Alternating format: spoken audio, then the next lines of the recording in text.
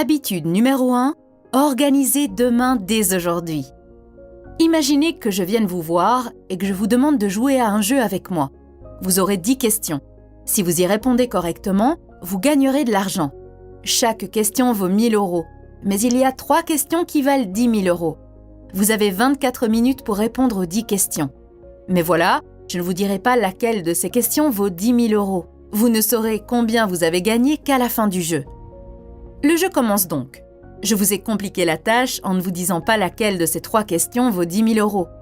Mais ce que je ne sais pas de vous, c'est que vous êtes quelqu'un d'assez intelligent et que vous avez déjà compris l'astuce et que vous savez que les questions 2, 4 et 6 sont des questions à forte valeur ajoutée. Je ne sais pas comment vous avez fait, mais vous avez compris l'astuce avant le début du jeu. Maintenant, dès que le jeu commence, sur quelle question allez-vous vous concentrer en premier ? La réponse est évidente, n'est-ce pas ? Vous ne passerez pas à une autre question avant de vous être assuré que vous avez répondu à ces 3 questions en premier. Les 7 autres questions ne sont que des bonus si vous y répondez correctement. Il y a de fortes chances que vous gagniez pas mal d'argent dans ce jeu parce que vous connaissiez l'astuce. Il s'agissait d'un jeu hypothétique, mais ce que vous ne réalisez pas, c'est que vous jouez à ce jeu tous les jours dans la vie réelle. Lorsque votre journée commence, vous disposez de 24 heures et d'une liste de tâches sur lesquelles vous devez travailler. Tout comme dans notre jeu, la plupart de ces tâches valent 1 000 € et seulement 2 ou 3 valent 10 000 €. Si vous pouvez identifier et prioriser ces 3 tâches de grande valeur et les accomplir en premier, vous obtiendrez un avantage injuste, tout comme vous l'avez fait dans ce jeu en donnant la priorité à ces questions de grande valeur. Dans la vie, la compétence la plus sous-estimée est probablement la capacité à établir des priorités. Les personnes qui réussissent ne font pas tout. Ils ne parviennent même pas à faire la plupart de leur liste de choses à faire. Le secret, c'est qu'ils ont l'habitude de faire les choses les plus importantes. Organiser demain aujourd'hui est une habitude simple qui peut vous aider à établir des priorités et à planifier votre journée plus efficacement. Voici comment cela fonctionne. Chaque jour, avant de prendre votre déjeuner, consacrez 5 minutes à la planification de votre journée de demain en vous posant 2 questions simples. 1. Quelles sont les 3 tâches les plus importantes que je dois accomplir demain ? 2. Parmi ces 3 tâches importantes, quelle est celle que je dois accomplir quoi qu'il arrive ? Ainsi, lorsque vous regardez votre liste, elle doit comporter 3 tâches en haut et une surlignée comme étant une obligation. Et enfin, plusieurs tâches moins importantes que vous devez également accomplir, mais qui ne sont pas prioritaires. Identifier les priorités quotidiennes peut sembler une mesure insignifiante, mais le fait de le faire la nuit précédente libère votre subconscient pendant que vous dormez et vous évite de vous inquiéter d'être pris au dépourvu. Vous vous réveillez avec des idées géniales liées aux tâches que vous n'aviez même pas envisagées. Pendant que vous dormez, votre cerveau commence automatiquement à se préparer à fermer ses boucles avec succès.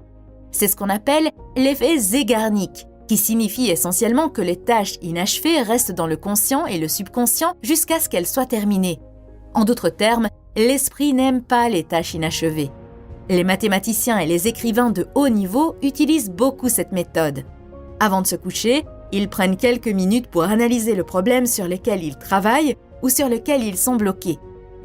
Puis, l'esprit travaille toute la nuit pour boucler la boucle et il se réveille le matin avec de grandes idées. Un autre avantage de l'organisation du lendemain aujourd'hui est qu'elle permet d'aborder la journée du lendemain en se sentant mieux préparé et moins anxieux. Le matin, au lieu d'essayer de créer une dynamique, vous arriverez avec une dynamique déjà en place et lorsque vous éliminerez la tâche la plus importante de votre liste, vous créerez encore plus d'élan. Si vous voulez appliquer cette habitude à votre propre vie et commencer à organiser votre lendemain dès aujourd'hui, gardez ces 3 choses à l'esprit. 1. N'attendez pas la toute dernière chose de votre journée pour vous organiser pour demain. Faites-le un peu plus tôt dans la journée. Avant le déjeuner est un bon moment. Fixez-vous comme règle de vous organiser pour demain avant de prendre la première bouchée. 2. Si pour une raison ou une autre, vous ne pouvez pas travailler sur vos tâches importantes, consacrez au moins 1 minute à celle-ci. Cela vous aidera à prendre l'habitude. 3. N'oubliez pas que si vous n'établissez pas de priorité, d'autres le feront à votre place. Vous travaillerez toujours sur des priorités, mais la question est de savoir sur quelles priorités vous travaillez. Les vôtres ou celles de quelqu'un d'autre. Deuxième habitude, dire non. Vous venez de rentrer du travail.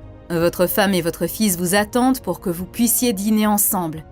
Vous vous asseyez pour manger et votre fils commence à vous raconter sa journée. Et c'est alors que votre téléphone vous affiche une notification. Un collègue a besoin de votre aide pour retrouver un document. Il vous demande si vous vous souvenez de l'endroit où vous avez laissé le rapport de vente. Vous interrompez votre fils et commencez à envoyer un SMS à votre ami. Que pouvez-vous faire, pensez-vous ?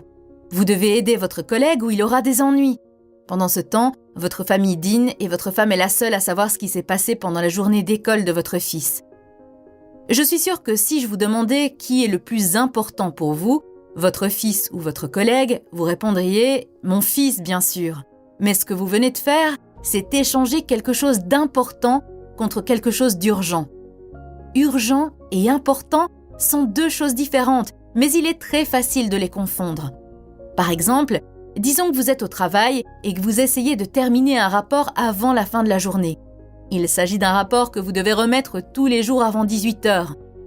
Alors que vous êtes occupé à rédiger le rapport, votre patron vous envoie soudainement un message pour vous poser des questions urgentes. Si vous êtes comme la plupart des gens, vous allez arrêter de travailler et répondre à toutes les questions de votre patron jusqu'à ce qu'il soit satisfait et s'en aille.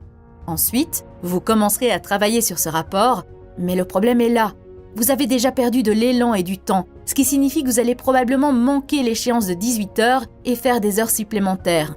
En plus de cela, vous allez également manquer le dîner avec votre famille. Et lorsque votre partenaire vous demandera pourquoi vous avez du retard, vous commencerez à vous plaindre de votre travail et à blâmer votre patron. Je sais que cela ne vous plaira pas, mais c'est vous qu'il faut blâmer, pas votre patron.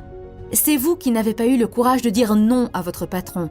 C'est vous qui avez échangé quelque chose d'urgent contre quelque chose d'important. La bonne chose à faire dans ce scénario était d'expliquer à votre patron que vous allez travailler contre une échéance importante et que vous reviendrez vers lui une fois que vous aurez terminé. Les choses urgentes se présentent tout le temps. Lorsque vous dites oui à une chose urgente, vous dites non à une autre chose importante. Tout comme lorsque vous avez dit oui à votre patron, vous avez dit non à votre propre travail et à votre famille. Je sais que dire non est difficile, inconfortable, et que nous n'avons pas l'habitude de le faire, surtout lorsque la personne est au-dessus de nous. Mais sans cela, la vie devient impossible à gérer. J'ai entendu un jour l'histoire d'un athlète à la retraite qui était toujours prêt à aider les gens.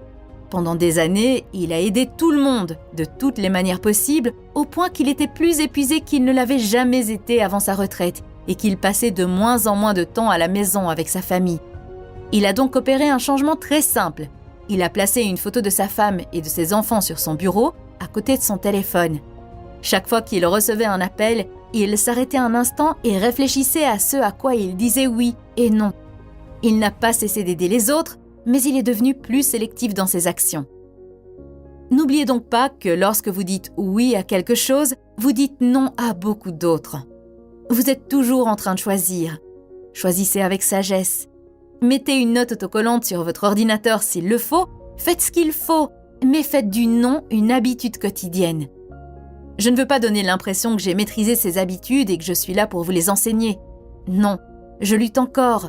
Je me surprends encore à lire un courriel sur mon téléphone alors que ma fille essaie de me parler. Je rate encore des dîners parce que j'ai oublié de dire non. L'important, c'est que par rapport à hier, je suis un peu meilleure aujourd'hui pour dire non. Et c'est ce qui compte. Nous devrions toujours comparer notre situation d'aujourd'hui à celle d'hier, au lieu de nous comparer aux autres. Bon, je me suis un peu éloignée du sujet. Alors, pour résumer, prenez l'habitude de dire non, surtout aux choses qui sont urgentes, mais pas importantes. Troisième habitude, se concentrer sur une seule chose à la fois. Bobby Gassoff venait de terminer l'université avec l'objectif ambitieux de rejoindre les Navy Seals. Ces hommes sont les meilleurs de l'armée américaine en matière de combat. Il s'est préparé et lorsqu'il est arrivé, il était en pleine forme physique et mentale. Mais il y avait une chose appelée Hell Week, semaine de l'enfer, à laquelle il n'était pas préparé. Elle avait pour but de séparer les plus forts des autres, et c'était brutal. Ils ont dormi moins de 30 minutes par nuit, et ils ont toujours eu froid et été mouillés. Le troisième jour, Bobby est complètement épuisé. Il lui reste encore 4 nuits à passer et le meilleur coureur et nageur du groupe vient d'abandonner. Lorsque les internes avaient enfin quelques minutes pour manger entre deux activités, les instructeurs marchaient parmi les hommes épuisés et annonçaient la longue liste d'activités brutales prévues pour le reste du temps restant. Cette tactique avait pour but d'accabler les candidats les plus faibles et de les éliminer. Bobby pensa lui aussi à abandonner, mais il mit au point une stratégie. Il se concentre sur un seul point. Penser aux 4 longues journées de torture qui s'annonçaient le rendez-vous. Aussi décida-t-il de ne se concentrer que sur la toute prochaine étape. Bobby agissait comme si c'était la seule chose difficile qu'il avait eu à faire dans sa vie. Bobby s'est concentré sur la seule étape pendant toute la durée de l'opération. Parmi les 240 hommes, Bobby était l'un des 24 restants et l'un des 2 seuls à avoir obtenu un diplôme d'officier. Bobby est un exemple du pouvoir de la concentration. Lorsque vous vous concentrez sur trop de choses, non seulement vous êtes submergé, mais vous perdez de vue les choses vraiment importantes. L'un des pièges les plus courants dans les affaires et dans la vie est d'essayer de se concentrer sur trop de choses et de perdre de vue les choses vraiment importantes. Cette attitude est non seulement source de contre-performance, mais elle a également un impact négatif considérable sur la confiance en soi. Regardez simplement votre vie. À combien d'informations avez-vous accès en moyenne par jour ? La technologie est extraordinaire, mais l'humanité est encore en train d'apprendre à l'utiliser. La technologie nous permet de recevoir plus d'informations, mais elle ne nous apprend pas à les hiérarchiser et à les traiter. Vous avez donc une boîte aux lettres électronique pleine, plusieurs messages à répondre, des cours à suivre pour vous améliorer au travail, des événements de réseautage auxquels vous devez assister, et vous devez encore trouver du temps pour vos proches. Sur lequel de ces éléments allez-vous vous concentrer ? Voici ce qui va certainement se passer si vous vous concentrez sur trop de choses. Vous ne vous sentirez pas épanoui. Vous serez toujours occupé, mais pas productif. Il y a une grande différence entre être occupé et être productif.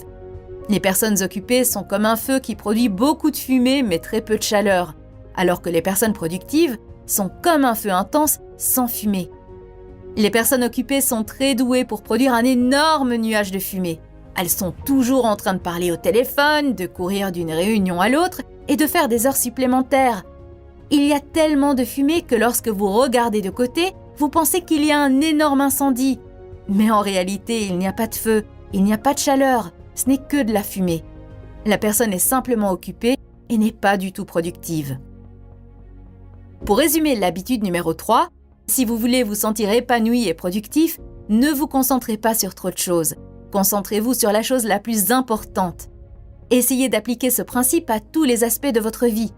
Par exemple, appliquez le même principe à cette vidéo et choisissez une seule habitude et travaillez-la au lieu de vous concentrer sur les 3. Maintenant, lorsque vous établissez l'une de ces habitudes ou toute autre habitude, il arrivera un jour où vous vous heurterez à un mur. Peut-être le 3e jour ou le 13e jour.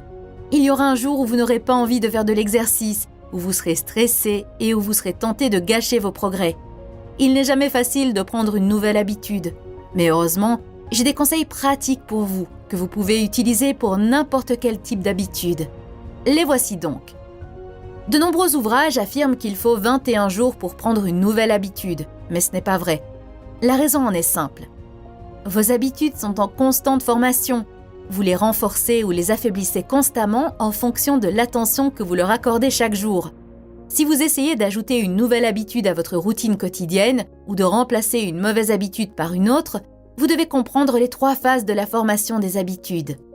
La première phase s'appelle la lune de miel. Elle commence généralement lorsque vous êtes inspiré par quelque chose de cool, comme un livre, une conférence, un podcast ou l'idée d'avoir des abdos. Les premiers jours, tout semble facile et vous vous dites « Ah oui, je peux le faire, je suis prêt à relever le défi ». Malheureusement, la phase de lune de miel ne dure pas éternellement. Le 3e ou le 8e jour, vous commencez à rencontrer des obstacles. C'est là que commence la 2e phase, la phase de lutte. C'est le moment où le « je peux le faire » se transforme en « c'est plus difficile que je ne le pensais » ou « est-ce que cela va vraiment avoir de l'importance si je manque un jour ?» Vous commencez à vous battre entre vos nouvelles et vos anciennes habitudes. C'est une étape normale et la plus importante, car c'est là que la plupart des gens abandonnent. C'est le cimetière de nombreuses habitudes. Pour passer cette étape, il vous suffit de gagner 2 ou 3 de vos luttes. Voici 4 techniques pour vous aider à passer cette étape avec succès. 1. Ritualiser. Pour beaucoup de gens, le week-end est la meilleure partie de la semaine, mais pour moi, c'est la pire partie. Pourquoi ? Parce que j'avais ritualisé toutes mes habitudes pendant la semaine, en particulier mon alimentation. Or, le week-end était le seul moment où je n'avais pas de rituel. Très souvent, je mangeais sainement et je faisais de l'exercice toute la semaine, mais je finissais par gâcher tous mes progrès pendant le week-end. Pendant un certain temps, je n'arrivais pas à comprendre pourquoi cela se produisait, mais je me suis rendu compte que c'était parce que j'avais très peu de rituels pour le week-end. Donc, si vous voulez gagner facilement vos luttes, ritualisez votre nouvelle habitude pendant toute la semaine. 2. Reconnaissance. Lorsque vous arrivez au 3e jour de votre programme d'exercice et que, couché dans votre lit, vous vous demandez si vous voulez ou non sortir sous la pluie pour aller jusqu'au bout, reconnaissez où vous en êtes. Apprenez à vous dire simplement « Je suis entré dans la phase de lutte ». Reconnaître que vous êtes dans une phase de lutte, c'est comme enlever le bandeau avant le début du combat. Vous savez maintenant ce que vous combattez. Rappelez-vous qu'il est important de gagner ce combat aujourd'hui. Pourquoi ? Parce qu'à chaque fois que vous gagnez une lutte, la suivante devient plus facile à gagner grâce à l'élan que vous créez. L'élan fonctionne aussi dans l'autre sens. Chaque fois que vous perdez un combat, il est plus facile d'abandonner la fois suivante. Posez-vous 2 questions. Lorsque vous êtes en pleine lutte, posez-vous les questions suivantes. Que ressentirais-je si je gagne cette lutte ? Et que ressentirais-je si je la perds ? Ainsi, vous ne vous concentrez plus sur vos luttes, mais sur vos émotions. Ce faisant, concentrez-vous sur les bons sentiments comme l'espoir, l'optimisme et la fierté, plutôt que sur les sentiments négatifs associés à la défaite. 4. Projection de vie. Visualisez ce que sera votre vie dans 5 ans si vous ne faites pas le changement souhaité et si vous ne gagnez pas systématiquement vos luttes. À quoi ressemblera votre vie dans 5 ans si vous continuez à suivre le même régime ? Si vous ne faites pas d'exercice ? Si vous n'arrêtez pas de fumer ? Soyez honnête avec vous-même. Créez une projection détaillée et imaginez comment vous vous sentirez à ce moment-là. Maintenant, faites la même chose, mais si vous réussissez. Comment sera votre vie si tout se passe bien ? Il s'agit d'un exercice puissant qui vous aidera à gagner vos combats. Enfin, la dernière phase s'appelle la seconde nature. À ce stade, l'habitude désirée ne demande que très peu d'efforts pour se concrétiser.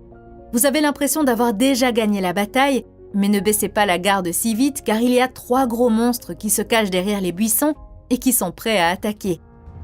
1. Le monstre du découragement. L'une des réalités malheureuses du monde est que ce n'est pas parce que vous travaillez dur et que vous faites ce qu'il faut que les bonnes choses vous arrivent automatiquement. Par exemple, vous avez modifié votre régime alimentaire et fait tout ce qu'il fallait, mais cela n'a pas produit les résultats escomptés en matière de perte de poids. Il est très facile de se dire « Pourquoi me donner la peine ? De toute façon, ce que je fais n'a pas d'importance. » Le monstre du découragement est très dangereux, car il vous pousse à essayer d'arrêter. Toutefois, avant de vous arrêter, rappelez-vous que les progrès se font par à-coups et non par intervalles réguliers. Vous ne perdez pas 0,5 kg chaque semaine. Vous ne perdez rien pendant 2 ou 3 semaines, puis vous perdez soudainement 1 kilo. C'est la nature même du progrès dans n'importe quel domaine. 2. La séduction du succès. Une fois que vous avez réussi à adopter une nouvelle habitude, il est facile de baisser la garde et de revenir à ses anciennes habitudes. Supposons que vous essayez de perdre du poids et que vous avez réussi à faire passer vos nouvelles habitudes alimentaires au stade de la seconde nature. Vous vous regardez et vous vous dites « Oh, j'ai réussi à manger sainement pendant les 3 derniers mois, je suis au top. Ce ne sera pas un problème si je mange un morceau de gâteau aujourd'hui. » Et vous avez raison, ce ne sera pas un problème de faire une exception de temps en temps. Mais si vous faites trop d'exceptions, vous vous retrouverez au point de départ avant même de vous en rendre compte. Un succès doit vous préparer au succès suivant et non devenir un point de départ. 3. Perturbation. Elle peut prendre de nombreuses formes. Vous pouvez tomber malade ou prendre de longues vacances. Qu'il s'agisse de vacances ou de maladies, toute rupture dans la routine est un danger potentiel et peut vous ramener à la phase de lutte. J'ai personnellement découvert qu'il est très important de se ménager après une interruption. Par exemple, si vous faisiez de l'exercice pendant 1 heure avant de tomber malade, ne vous forcez pas à faire autant d'exercices après votre rétablissement. Allez-y doucement pendant quelques exercices jusqu'à ce que vous ayez repris l'habitude. Sinon, vous vous sentirez découragé de ne pas être capable d'atteindre le même niveau de performance et vous perdrez l'habitude. Je vais résumer rapidement tout ce que nous avons abordé dans cette vidéo. Habitude 1, organisez demain dès aujourd'hui et assurez-vous de toujours terminer vos 3 tâches à forte valeur ajoutée en premier avant de passer à d'autres tâches. Habitude numéro 2, dites non aussi souvent que possible au cours de la journée, en particulier aux choses qui sont urgentes mais pas importantes. Habitude numéro 3, ne faites pas plusieurs choses à la fois. Apprenez à vous concentrer sur une seule tâche à la fois et sur un seul objectif à la fois. Si vous vous concentrez sur trop de choses, vous serez occupé mais pas productif. Ne soyez pas celui qui produit des tonnes de fumée et très peu de feu. Enfin, nous avons parlé des 3 phases de la formation d'une habitude et de la façon dont la compréhension de chaque phase peut vous aider à surmonter vos difficultés lors de l'établissement d'une nouvelle habitude. Si vous souhaitez en savoir plus, consultez le livre intitulé « Organize Tomorrow, Today » « Organisez demain, aujourd'hui ». Cette vidéo a été créée à partir de ce livre, et si vous voulez en savoir plus sur les habitudes, consultez le résumé du livre intitulé « Atomic Habits ». Vous le voyez probablement sur votre écran en ce moment. Merci d'avoir regardé cette vidéo. À bientôt!